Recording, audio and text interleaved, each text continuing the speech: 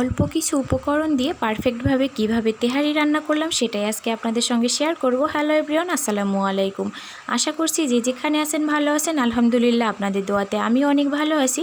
আমি চালটা ধুয়ে পানিটা ঝরিয়ে নিয়েছি এবং মাংসটাও ধুয়ে পানিটা ঝরিয়ে নিয়েছি। এখন রান্না করার জন্য চুলায় একটা কড়াই বসিয়ে পরিমাণ মতো সরিষার তেল গরম করে অল্প করে লবণ আর হলুদটা দিয়ে আমি এই যে আলুগুলো ভেজে নিয়েছি। আলুটা হালকা করে ভেজে আমি তুলে নিয়েছি। এখন ওই তেলের ভেতরে আমি পেঁয়াজের বেরেস্তা করার জন্য পেঁয়াজটা দিয়ে দিয়েছি। তেহারিতে কিন্তু সরিষার তেলটা ব্যবহার করা হয়। সরিষার তেল দিলে কিন্তু তেহারিটা খেতে অনেক বেশি মজা হয়। আমি এই যে বেরেস্তাটা ভেজে এখন তুলে নিয়েছি। ওই তেলের ভেতরে আমি পেঁয়াজ কুচি দিয়ে এখন আমি অল্প করে আদা আর রসুনের পেস্ট দিয়ে দিয়েছি।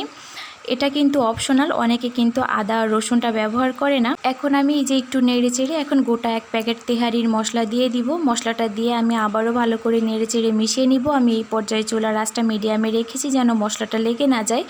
এখন আমি এর ভেতরে কয়েকটা কাঁচামরিচ দিয়ে দিব। আমি হালকা করে ফেড়ে দিয়ে দিয়েছি। এখন আমি এই যে বেরেস্তা করে রেখেছিলাম সেখান থেকে অর্ধেকটা বেরেস্তা আমি এর ভেতরে দিয়ে আবারও ভালো করে নেড়ে চেড়ে মশলাটা সময় নিয়ে ভালো করে কষিয়ে নিয়েছি। এখন আমি এর ভেতরে গরুর মাংসটি দিয়ে দিয়েছি। মাংসটি কিন্তু সাইজে বড় করে কাটা হয়েছে, তো আপনারা হয়তো দেখলেই বুঝতে পারছেন। আমি এই যে মাংসের সঙ্গে মশলাটা একটু সময় নিয়ে ভালো করে মিশিয়ে নিব। এখন আমি এর ভেতরে 2 টেবিল চামচ টক দই দিয়ে দিয়েছি। আপনারা চাইলে মাংসটি কিন্তু মেরিনেট করেও এখানে রান্নাটা করতে পারেন। তো আমার হাতে কিন্তু বেশি সময় ছিল না, সেই জন্য আমি মাংসটা এভাবে কষিয়ে রান্না করছি। এভাবে রান্না করলেও খেতে অনেক বেশি মজা হয়।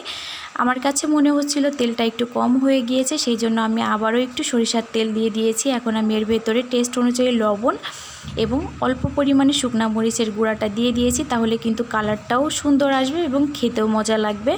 আমি ভালো করে মাংসটি কষিয়ে এখন এর ভেতরে 1 মগ গরুর দুধ দিয়ে দিয়েছি।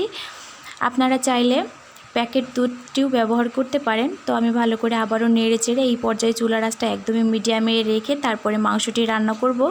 মাংসটি অনেকটাই কিন্তু সিদ্ধ হয়ে এসেছে, দেখতেই পাচ্ছেন। তো আমি ভালো করে ঢাকনা দিয়ে নেড়ে চেড়ে তারপরে মাংসটি কষিয়ে নিয়েছি। আমি অফ ক্যামেরায় মাংসটি ভালো করে সিদ্ধ করে তারপরে এর ভেতরে আরও একবার পানি দিয়ে তারপরে মাংসটি রান্না করছি যেন মাংসটি খুবই ভালোভাবে সিদ্ধ হয়ে যায়। তেহারির মাংস কিন্তু ভালো করে সিদ্ধ না হলে খেতে মজা লাগে না। তো আমার মাংসটি ভালোভাবে সিদ্ধ হয়ে গিয়েছে, আমি নামিয়ে নিয়েছি। ওই কড়াইয়ের ভেতরে আমি অল্প করে তেল দিয়ে আমি এই যে চালটা হালকা করে ভেজে নিয়েছি। চালটা ভাজা হয়ে গেলে আমি যেই পাত্রে রান্না করব সেই পাত্রে আমি এই যে চালটা ঢেলে এখানে আমি তার ডাবল পরিমাণে পানিটা দিয়ে দিয়েছি। পানিটা দিয়ে আমি ভালো করে নেড়ে চেড়ে মিশিয়ে নিব। এখন টেস্ট অনুযায়ী লবণটা দিয়ে দিয়েছি। আমি আবারও ভালো করে নেড়ে চেড়ে মিশিয়ে ঢাকনা দিয়ে 50% যখন চালটা সিদ্ধ হয়ে গিয়েছে সেই পর্যায়ে আমি এর ভেতরে যে সিদ্ধ করে রাখা গরুর মাংসটি দিয়ে দিয়েছি। দেখতেই পাচ্ছেন আমি আবারও ভালো করে নেড়ে চেড়ে দিব। আমি কিন্তু এই পর্যায়ে চুলার আঁচটা একদমই মিডিয়ামে রেখেছি, না হলে কিন্তু নিচে লেগে যেতে পারে। তো আমি এই যে ভালো করে নেড়ে চেড়ে চালের সঙ্গে মাংসটি মিশিয়ে এখন আমি একে একে এর ভেতরে সব উপকরণগুলো দিয়ে দিব। আমি এই যে আলুটা দিয়ে আবারও ভালো করে নেড়ে চেড়ে মিশিয়ে নিলাম। যেহেতু আলুটা সিদ্ধ হতে একটু সময় লাগবে সেই জন্য আলুটা আমি একটু আগেই দিয়ে দিয়েছি। এখন আমি বেরেস্তাগুলো দিয়ে এর ভেতরে আমি এই যে ঘিটা দিয়ে দিয়েছি।